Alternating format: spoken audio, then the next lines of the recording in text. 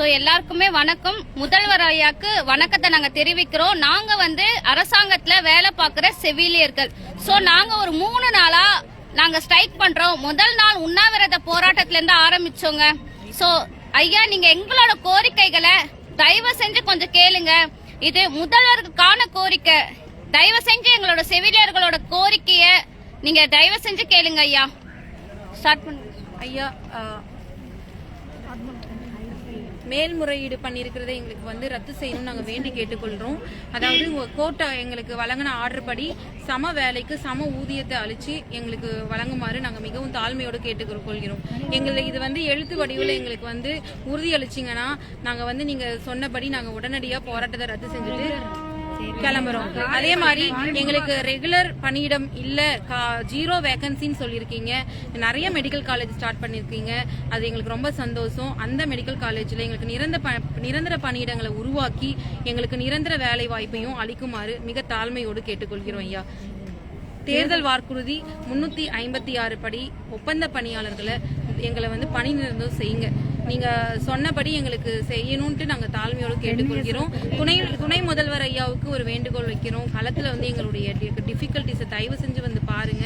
3 நாளா லேடிஸ் நாங்க ரொம்ப கஷ்டப்பட்டு இருக்கோம். பார்க்கணும் நாங்க மிக தாழ்மையோடு கேட்டுக்கொள்கிறோம். இங்க எல்லா செவிலியர்களுமே கொஞ்சம் கஷ்டப்பட்டுட்டு இருக்கோம் ஐயா. சோ நீங்க எங்களோட கோரிக்கைகளை தயவு செஞ்சு நிறைவேற்றுங்க. இது இங்க பாருங்க, எத்தனை செவிலியர்கள் நாங்க போராட்டத்துல நின்றுட்டு இருக்கோம். உள்ள நிறைய பேர் மாட்டிட்டு இருக்காங்க, வெளியவும் வர முடியாம மாட்டிட்டு இருக்காங்க. இந்த லைவ் வீடியோ பாக்குற எல்லாருமே கொஞ்சம் இது முதல்வருக்கு எட்டும்படி செய்யுங்க.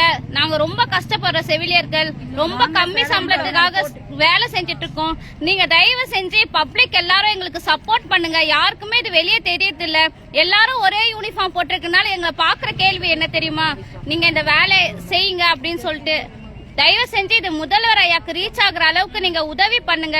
2015 எக்ஸாம் எழுதி 2019 எக்ஸாம் எழுதி நாங்க நிறைய செவிலியர்கள் உள்ள வந்திருக்கோம். ஆனா எங்களுக்கு சம்பளம் 9 வருஷம் தாண்டிருச்சு, 7 வருஷம் தாண்டிருச்சு. ஆனா எங்களுடைய சம்பளம் 18,000 தான். இருக்கிறதுலே நாங்க தான் ரொம்ப கம்மி சம்பளம் வாங்குறோம்.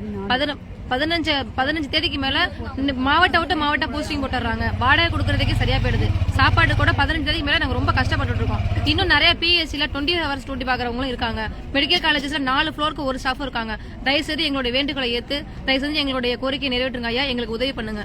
வேற எதுவுமே எங்களுக்கு வேணாம் ஐயா, இதை மட்டும் பண்ணுங்க எங்களுக்காக. நன்றி. நீங்கள் இந்த வரை நாங்கள் பண்ணீங்க அப்படின்னா நாங்கள் இந்த கோரிக்கை நாங்கள் இதோட முடிவெடுக்கிறோம். இல்லை அப்படின்னா அதை தொடர்ந்து போராட நாங்கள் வாய்ப்பு அளிச்சுக்கிட்டே இருப்போம். அதை நாங்கள் உங்ககிட்ட நாங்கள் உறுதியளிக்கிறோம். நீங்கள் எங்களுக்கு அதை நிறைவேற்றப்படி நாங்கள் வேண்டுகோளை பண்ணிக்கிறோம்.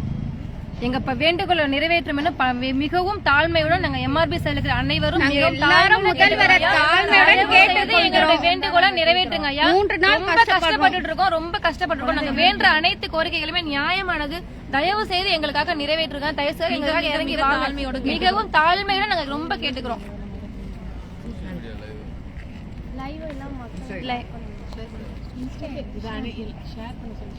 ஐடி போடுங்க.